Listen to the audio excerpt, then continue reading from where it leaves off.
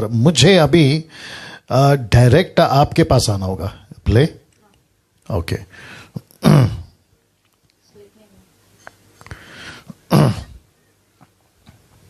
Okay, आ गया। Okay, आप जितने मेंबर्स हैं पैनल पे, आपको अभी दिख रहा है? आपका स्क्रीन दिख रहा है? सब लोग बता दीजिए। चलो चलो, डन डन। नाउ दोस्तों, माफ करें, 370 के आसपास लोग फेसबुक पर और बाकी 200 के आसपास या उससे ज्यादा, अगर मैं गलत नहीं हूं, यूट्यूब के ऊपर। हम सभी को टोटल 500-600 के आसपास में लोग अभी देख रहे हैं।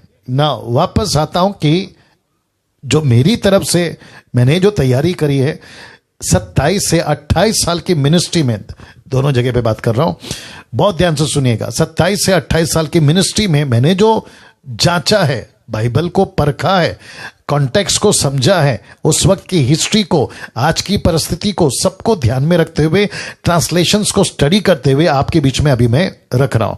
नाउ सबसे पहले आज का जो विषय है, जिसके ऊपर pastor Rajesh, brother pastor Suresh और ब्रदर स्टीफन गिल साहब जो थोड़ा सा बात करें, और समीक्षा जी बात कर चुकी हैं, अब यही विषय आपके बीच में ला रहा हूं। बहुत ध्यान से सुनेगा।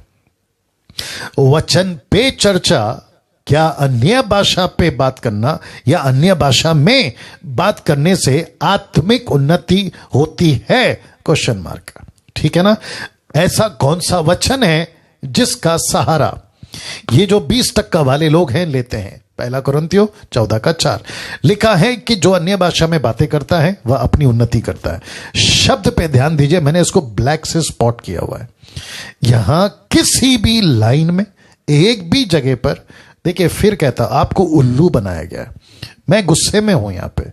क्यों गुस्से में हूं? क्योंकि वचन के साथ किसी प्रकार का तोड़ मोड़, जोड़ मोड़ नहीं होना चाहिए। प्रकाशित वाक्य 22:18 से आगे लिखता है, ना जोड़ना है ना निकालना है। मत्ती 7:19 यीशु ने कहा है, जो मेरी बातें जैसी हैं वैसे ही सिखाना है, ना कुछ ऐड कर कर ना कुछ निकाल कर। यीशु ने भी वार्न किया है। वापस प्रकाशित वाक्य की पुस्तक में यीशु ने ही वार्न किया है। जब यहां पे आत्मिक उन्नति का जिक्र नहीं है, इंग्लिश भी ले लीजिए ना, केजीबी वर्जन है ना ये तो, बाकी का ट्रांसलेशन भी आप देख लीजिएगा, आपको मिल जाएगा। He that speaketh in a known tongue edifieth himself. यहां स्पिरिचुअल एडिफिकेशन की बात ही नहीं हो रही है, यहां आत्मिक उन्नति की बात ही नहीं हो रही है। तो मैं ऐसे लोगों को कहना चाहता हूं, फिर आपने अपनी अपनी कलीसिया को इस वचन के सहारे पे उल्लू कैसे बना दिया, और साथ ही साथ में जितने लोग सुनते हैं उनके टीचर या पास्टर को आप उल्लू कैसे बन गए? जी, ये प्रश्न सबसे पहले आपके बीच में रखूंगा। सबसे पहले कैसे उल्लू बना दिया और कैसे उल्लू बन गए, दोनों जगह पे पूछ रहा हूं, फेसबुक और यूट्यूब दोनों जगह पे पूछ रहा हूं। आप जब कोई वचन को सुनते हो ना, आप जब कोई प्रकाशन लेते हैं, आपको जब कुछ मिलता है पास्टरों के द्वारा, सेवकों के द्वारा, मुझ जैसे दस्तकों के द्वारा, तो सिंपल चीज क्या है? परमेश्वर के वचन को परखना है ना, परमेश्वर के वचन को देखना है ना, क्या पढ़ा रहा है, क्या बोल रहा है, क्या कह रहा है, देखना है ना। जब यहां आत्मिक शब्द है ही नहीं, आत्मिक उन्नति होगी नहीं है, तो कैसे स्वीकार कर लिया आपने सुनने वालों, साथ ही साथ कैसे सिखा दिया तुम सुनाने वालों, कैसे कर दिया? यह प्रश्न तो पूछना वाजिब है। अच्छा पास्टर डैनियल आप कौन होते हैं? तो फिर यह बताता चलूं कि पूरे दुनिया में परमेश्वर अपने एक ऐसे बाइबल वचन को रखा है जिसको पढ़कर मुझ जैसे, आप जैसे लोगों को चलना है, जिसको कहती है ये पुस्तक हमारी गाइडलाइन है। अगर हम उसी को नहीं समझे तो कौन सी दूसरी कैटलॉग लाकर हम बाइबल को, परमेश्वर की कलीसिया को सिखाएंगे, समझेंगे? बाइबल ही है ना, वचन ही है ना, उसी से तो बताना है। तो उसके वसीले से आपके बीच में आ रहा हूं कि मुझे अभी तक नहीं मिला, ऐसा किसी प्रकार का वचन मुझे नहीं मिला जहां लिखा हो आत्मिक उन्नति होती है। तो कैसे इस वचन का सहारा लेकर आपने बोल दिया ना, क्या इस वचन में आत्मिक उन्नति होगी, ऐसा कुछ लिखा है? यही तो बता रहा था। तो शब्द है नहीं, नहीं और नहीं। ऐसा किसी प्रकार का आत्मिक उन्नति की लाइन आपको यहां पे नहीं मिलेगी, ये वाला नहीं मिलेगी। तो सबसे पहला ये पॉइंट क्लियर हो गया कि ये आत्मिक उन्नति वाला स्क्रिप्चर नहीं है। तो खबरदार प्रचारकों, खबरदार बाइबल टीचरों और साथ ही साथ सुनने वालों, तुम खबरदार, अगर इस वचन के सहारे पे आपने ये कह दिया कि देखो वचन कहता है कि जो अन्य भाषा में बातें करता है उसकी आत्मिक उन्नति होती है, ये गलत है, टोटल गलत है। वापस रख दे रहा हूं, ऐसा कुछ नहीं है, ऐसा कुछ नहीं, टोटल गलत है, नॉन बिब्लिकल एक्ट है। नाउ अब इसको देखिए, पद 4 किसका? पहला कुरिन्थियों 14 का 4, पद 4 में जिस अन्य भाषा का ट्रांसलेट हुआ है, जहां लिखा है ना अन्य भाषा, जो ट्रांसलेट हुआ है वो ग्लोसा है, ना कि जिब्रिश, नॉट जिब्रिश। तो कैसे सिखाते हो होरा बारा, कैसे सिखाते हो कि तुम घंटों, 8 घंटा 6 घंटा, सुबह उठकर रात को सोने से पहले, रास्ते में चलने से पहले, मिनिस्ट्री में जाने से पहले, पुलपिट पे चढ़ने से पहले, वर्शिपर को कहते हैं माइक हाथ में लेने से पहले आप जो है 2 घंटा इसमें बात कर लो, आपकी उन्नति हो जाएगी।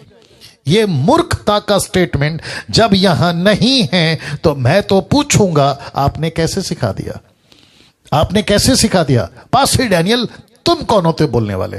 तो फिर मैं पूछूंगा जिस बाइबल का तुमने सहारा लिया जो कि गलत है, तुमने सिखाया, फिर तुम कौन होते हो गलत सिखाने वाले? जब तुम गलत सिखा सकते हो जिसको मैं सही कर रहा हूं, तो तुम मुझे पूछ रहे हो कि तुम कौन होते हो, तो ये तो प्रश्न मैंने पूछना चाहिए, तुम कौन होते हो गलत सिखाने वाले? आ रही है ना बात समझ में?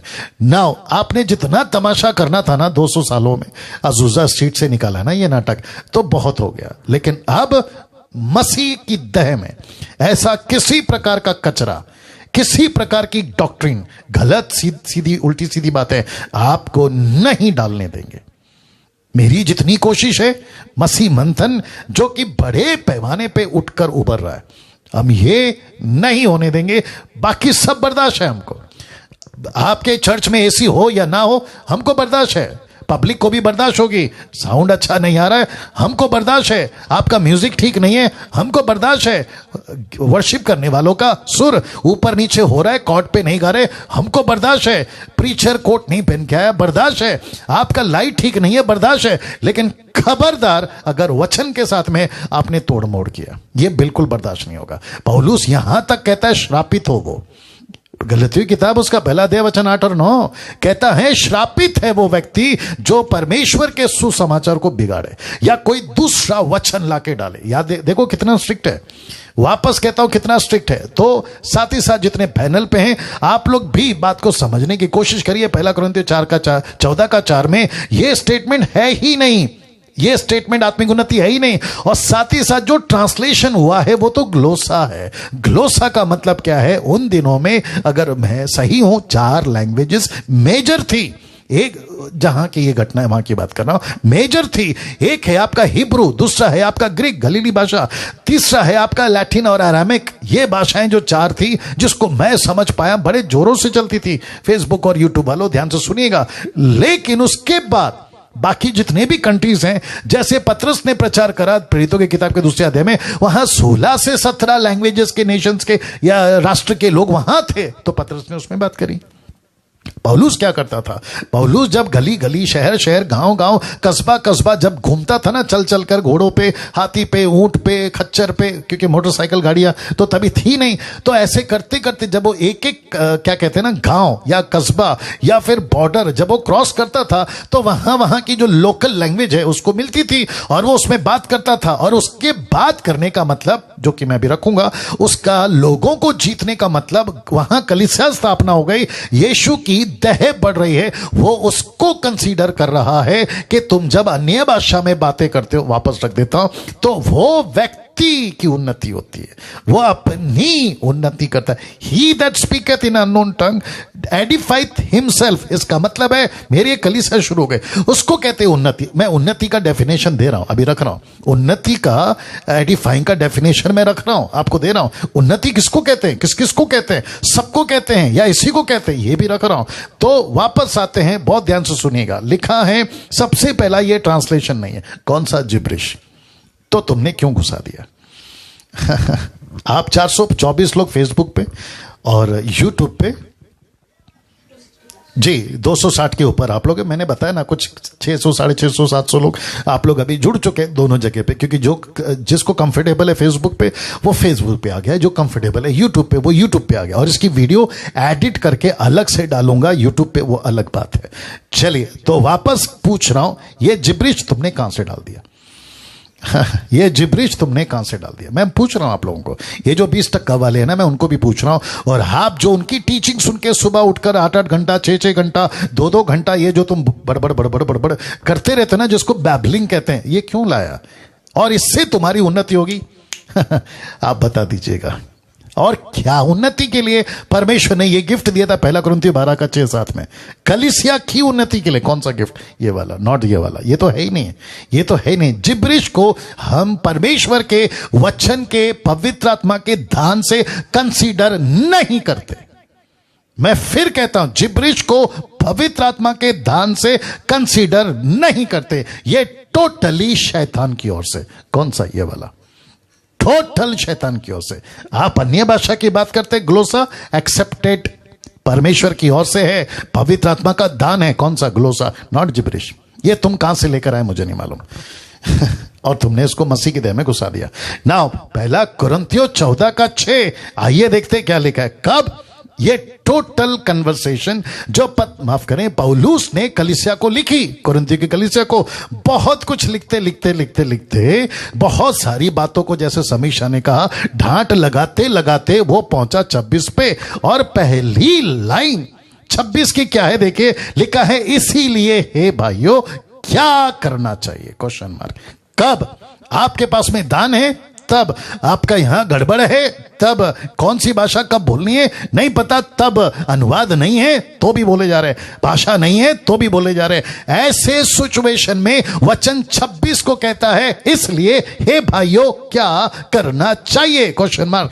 कब? जब तुम इकट्ठे होते हो। सेंटेंस कंटिन्यूशन है, कंटिन्यू कर रहा है, ठीक है ना। वो कहता है कि जब तुम इकट्ठे होते हो, कहता है तो हर एक के हृदय में भजन, सैम्स, गीत, हिम्स जिसको कहते हैं, ऐसा कुछ होता है। डॉक्ट्रीन मैं इंग्लिश में भी रखूंगा, उपदेश जिसका इंग्लिश ट्रांसलेशन है डॉक्ट्रीन, या अन्य भाषा या प्रकाश या अन्य भाषा का अर्थ बताना होता है।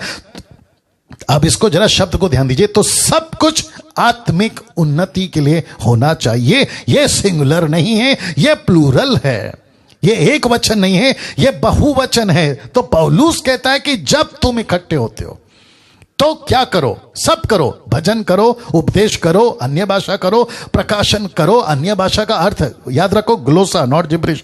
तो सब कुछ करो। तो ऐसा करते वक्त में मेक श्योर कि आत्मिक उन्नति हो। आत्मिक उन्नति का मतलब ये टोटल ओवरऑल। क्या बात है, यह है सही शिक्षा। इसको कहते हैं डॉक्ट्रिन, इसको कहते हैं कॉन्टेक्स्ट, इसको कहते हैं खरा उपदेश। क्या गंदगी फैला रहे हो यार, ये जो 20% वाले हैं ना, तुमको बोल रहा हूं, क्या गंदगी फैला रहे हो, कहां से लेकर आ रहे हो? और मुझे सबसे ज्यादा गुस्सा तो इनके ऊपर है ही, लेकिन उससे ज्यादा गुस्सा है उन लोगों पर जो इनकी बकवास सुनते हैं, आप लोगों के ऊपर जो इनकी बकवास सुनते हैं और कहते हैं कि मेरी उन्नति रहे। अच्छा, इसको कहते हैं फील गुड। इसको क्या कहते हैं? Feel good. मुझे सुबह उठकर बहुत अच्छा महसूस हुआ। तो जो पत्थर को पूछते हैं ना, लकड़ी, पत्थर, प्लास्टिक, सोना, चांदी, गाय, कुत्ता, बिल्ली, उनको जो पूछते हैं ना, उनको भी तो फील गुड होता है। तो उनमें और आप में फिर फर्क क्या रहा बताइए? जो पत्थर की पूजा करते हैं, पत्थर को पूछते हैं और कहीं से कोई जीव जंतु की वर्शिप करते हैं, उनको भी तो अच्छा लगता है ना सुबह सुबह उठकर। ये क्या बात कर देते हो यार तुम लोग? जो चीज अच्छी लगती है ना, उसका बेस होना जरूरी है, उसका तथ्य होना बहुत जरूरी है, उसका स्क्रिप्चर होना बहुत जरूरी है। तब लिखा है कि तुम जो भी करो। तो अन्य भाषा तो यहां पे है ही नहीं है। देखो यहां क्या क्या है, यहां पे है भजन, यहां पे है उपदेश, यहां पे अन्य भाषा, यहां पे है प्रकाश, यहां पे है अन्य भाषा का अर्थ बताना। लिखता है जो भी करो एक ही पर्पस होना चाहिए कि इससे आत्मिक उन्नति हो। किसकी? सबकी, सबकी। ऐसी उन्नति किस काम की जो खुद की हो रही है लेकिन कलीसिया पाप में है? ऐसी उन्नति किस काम की है जो तुम बढ़ रहे हो, वो भी गलत तरीके से, वो बात अलग है, लेकिन उसके बावजूद कलीसिया पूरी ठंडी पड़ी है। ऐसी उन्नति को डब्बे में डालो ना। बहुत ध्यान से सुनिएगा, शब्द पे ध्यान दीजिए। शब्द क्या है? बहुत ध्यान दीजिएगा। लिखा है सब कुछ आत्मिक उन्नति के लिए होना चाहिए। शब्द पे ध्यान दीजिए। तो इसका मतलब है आत्मिक उन्नति सिर्फ और सिर्फ किसी जिब्रिश में बोलने से नहीं है, 1,00,000% गलत है वो। लेकिन लिखा है, पौलुस कहता है आत्मिक उन्नति के लिए होनी चाहिए। तो ये प्लूरल है, बहुवचन है, मिलाकर बोल रहा है, किसी व्यक्तिगत विशेष को नहीं बोल रहा है। जब तुम इकट्ठे होते हो, वापस दिखा दे रहा हूं, जब तुम इकट्ठे होते हो, देखो जब तुम इकट्ठे होते हो, ये इकट्ठे का मतलब क्या है, वापस आ गया प्लूरल। अब इसको कोई टक्कर दे के बताए, इसको कोई गलत करके बताए, मान जाऊंगा कि तुम कितनी गलत शिक्षाओं में हो।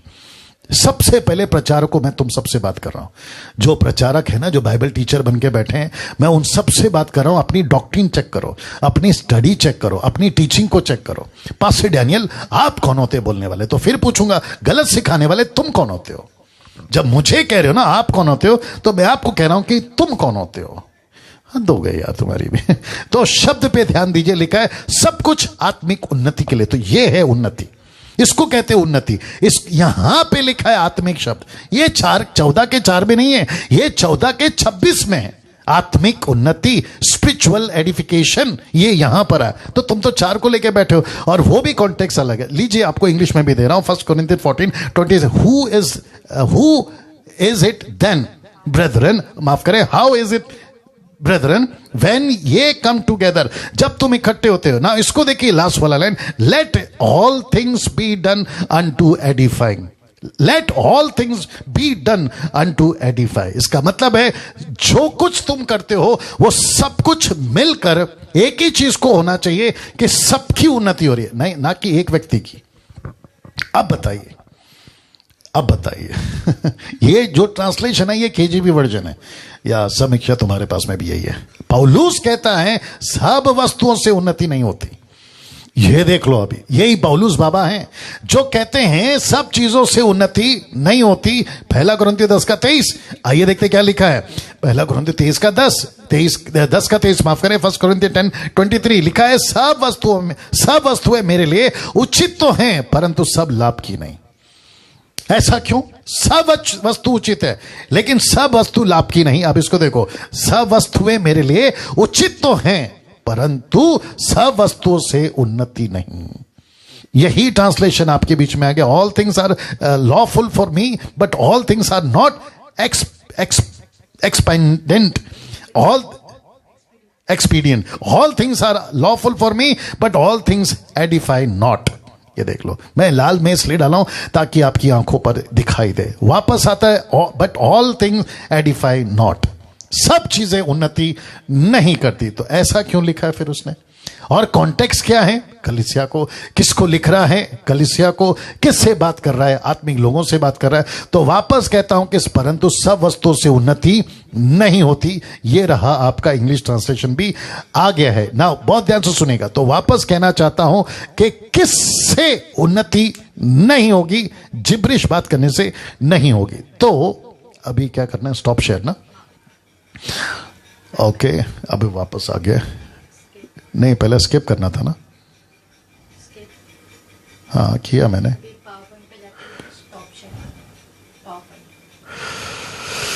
जीसस क्राइस्ट,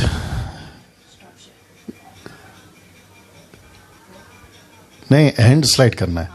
हाँ, तो एंड स्लाइड करना है। ओके, 1 मिनट दीजिए दोस्तों, आप लोगों के पास आ रहा हूं। ओके, ये आ गए। नाउ मैं चाहता हूं राजेश भाई आपके पास वापस आ रहा हूं, ठीक है ना? राजेश भाई आइए जी। राजेश भाई बात करिए। या राजेश भाई, आवाज आ रही है? जी जी जी, आ रही। नाउ राजेश भाई, आपने सुन लिया, राइट? आपने टोटल कन्वर्सेशन सुन लिया। अब मैं आपसे वापस पूछ रहा हूं, फिर उन्नति किससे होगी? ओके, उन्नति उसके ऊपर थोड़ा सा बात करना जी। जैसे कि मैं यहाँ पर एक वचन पढ़ के बताने वाला हूँ। यहाँ पर 2 तीमुथियुस उसका 3 अध्याय 16 वचन से देखेंगे। यहाँ पर एक व्यक्ति कभी परिपूर्ण होगा, कभी सिद्ध मनुष्य होकर के यहाँ पर लिखा है। वापस कोट करो 2 तिमोथी 3 अध्याय 16 वचन। ओके जी। हाँ, संपूर्ण पवित्र शास्त्र परमेश्वर की प्रेरणा से रचा गया है और उपदेश और समझाने और सुधारने और धार्मिकता की शिक्षा के लिए लाभदायक है, ताकि परमेश्वर का जन सिद्ध बने। मतलब परमेश्वर का वचन जो है हमें हर चीज सिखाता है, उपदेश देना भी सिखाता है, हाँ। समझाना भी सिखाता है, सुधारना भी सिखाता है और धार्मिकता के शिक्षा के लिए लाभदायक है, ताकि परमेश्वर का जन सिद्ध बने। जी। सिद्ध बनना मतलब हमारी उन्नति करना। जी। तो वचन हमें क्या करता है, हमें हर चीज सिखाता है, उपदेश देना भी, समझाना, सुधारना, हर चीज हमें सिखाता है। तो हमें वचन सीखना चाहिए ताकि हम सभी लोग जो है उन्नति पार एक सिद्ध मनुष्य बने। सिद्ध मनुष्य मतलब होता है कि परिपूर्ण होना और अपने आप को उन्नति करना। जी।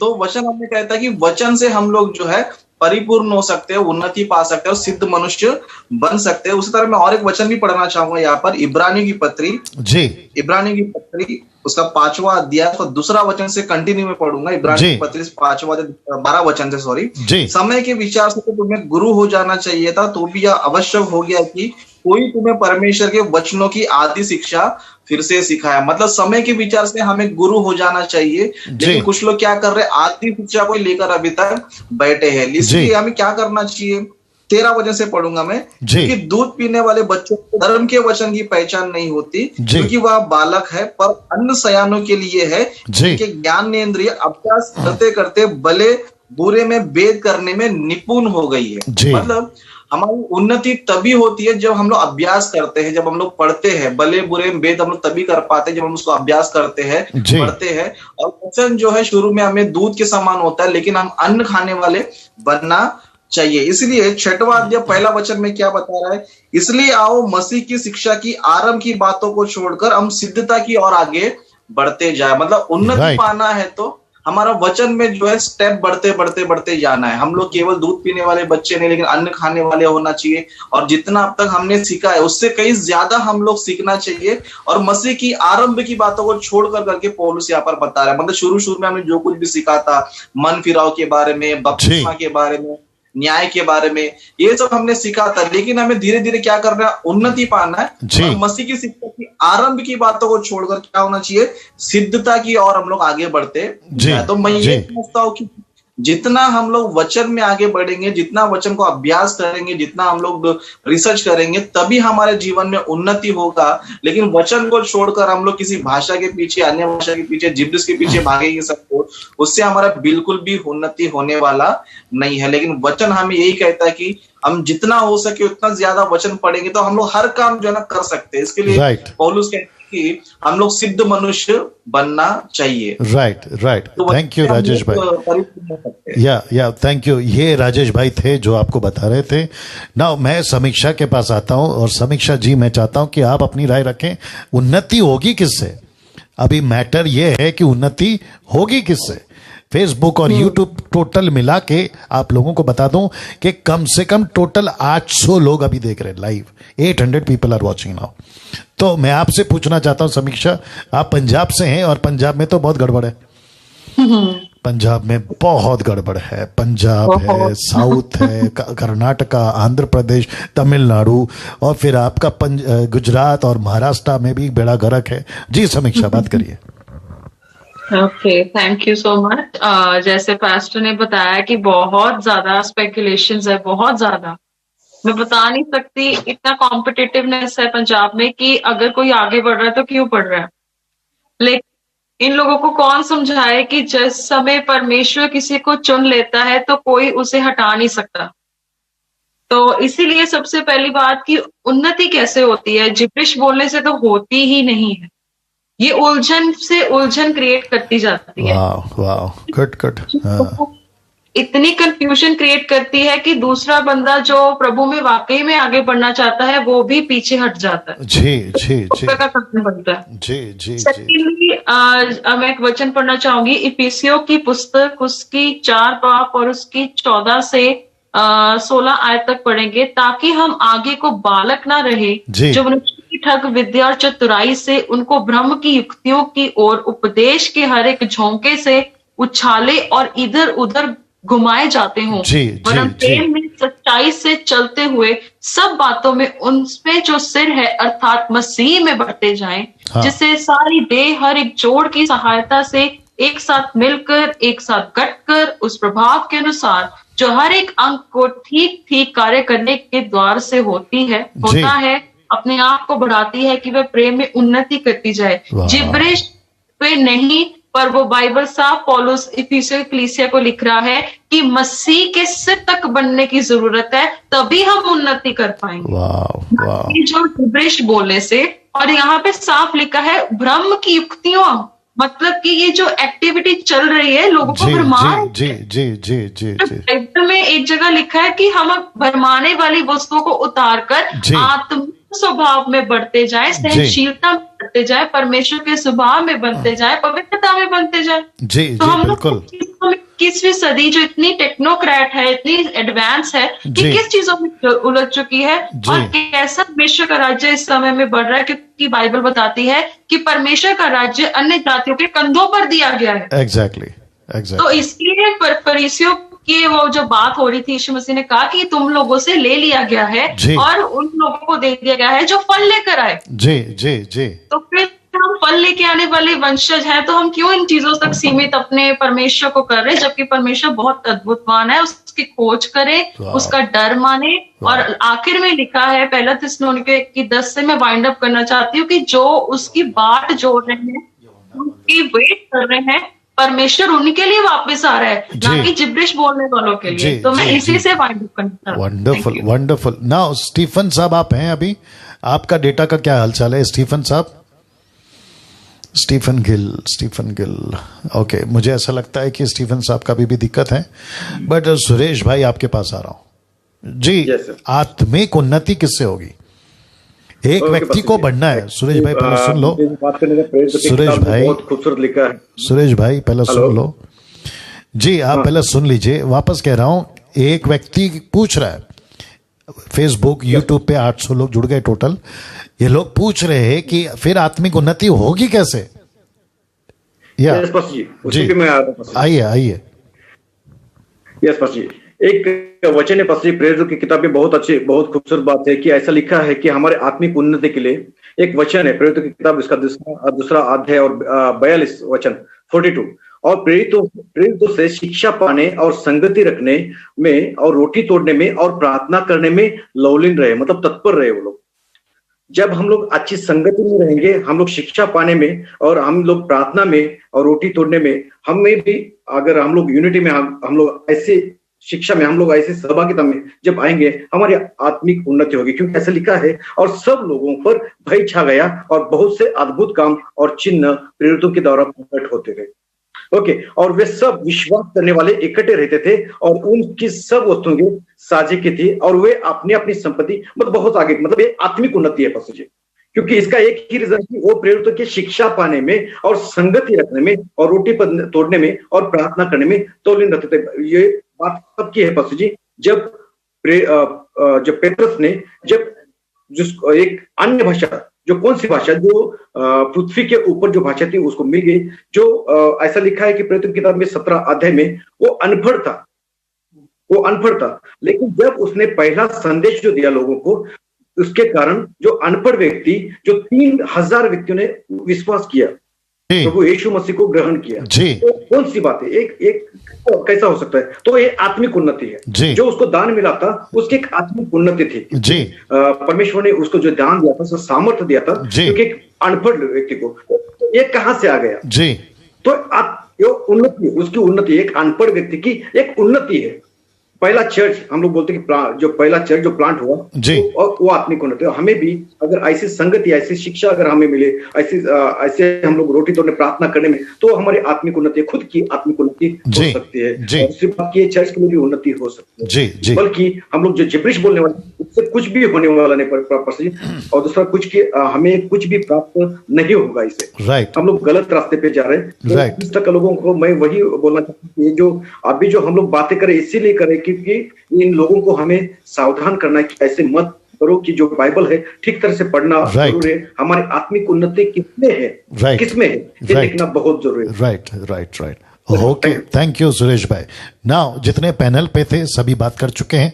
अब मैं फिनिश करने जा रहा हूं, क्योंकि ठीक 9 बजे हम समाप्त करने पर थे। 5 मिनट मेरे पास में, मैं एक आखिरी में एक कंक्लूजन आपको दे देना चाहता हूं। फेसबुक और यूट्यूब पे आप लोग जितने लोग जुड़ रहे हैं, वचन पे चर्चा का जो आज विषय हमने लिया है वो है अन्य भाषा पे बात करने से क्या आत्मिक उन्नति होती है। इसके ऊपर हम चर्चा कर चुके हैं, बातचीत कर चुके हैं। मैं बहुत सारी बातें आपको बता चुका हूं। ना मैं चाहता हूं कि एक वचन मैंने स्लाइड पे नहीं डाला है, मैं सिर्फ यहां पे रखकर आपसे बात करना शुरू करूंगा, और वहां है यूहन्ना की किताब, उसका 15 का 8। जो मसीह मंथन के जो एडमिन्स हैं वो आपके फेसबुक पे उसको डाल देंगे, मसीह मंथन के जो भी कोऑर्डिनेटर्स हैं वो उसको वहां पे डाल दीजिए प्लीज। ये स्लाइड रखकर मैं जो है आपको बता देता हूं कि क्या लिखा है यूहन्ना 15:8 में। यहां पे लिखा है, जो मेरे पास में फोन पे जो बाइबल है, लिखा है मेरे पिता की महिमा मेरे पिता की महिमा इसी से होती है कि तुम बहुत सा फल लाओ। ये ऐसा नहीं लिखा है कि फल लाओ, लिखा है बहुत सा फल लाओ, not fruit but much fruit. बहुत सा फल लाओ लिखा है, तब ही तुम मेरे चेले ठहरोगे। क्या बात है यीशु कहता है बहुत सा फल लाओ। कौन सा फल? एक आत्मा को जीतना, उस पे आपका लाइफ इन्वेस्ट करो, आपका टाइम इन्वेस्ट करो, आपकी एनर्जी इन्वेस्ट करो, आपका टैलेंट इन्वेस्ट करो, आपका पैसा इन्वेस्ट करो, खुद को उसमें इन्वेस्ट करो। मुझे रेफरेंस याद नहीं आ रहा है, पौलुस कहता है मैं खुद को खर्च करने को तैयार हूं सुसमाचार के लिए। Can you believe that?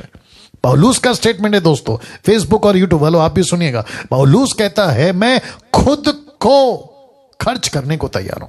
यीशु ने क्या कहा? बहुत सा फल ला।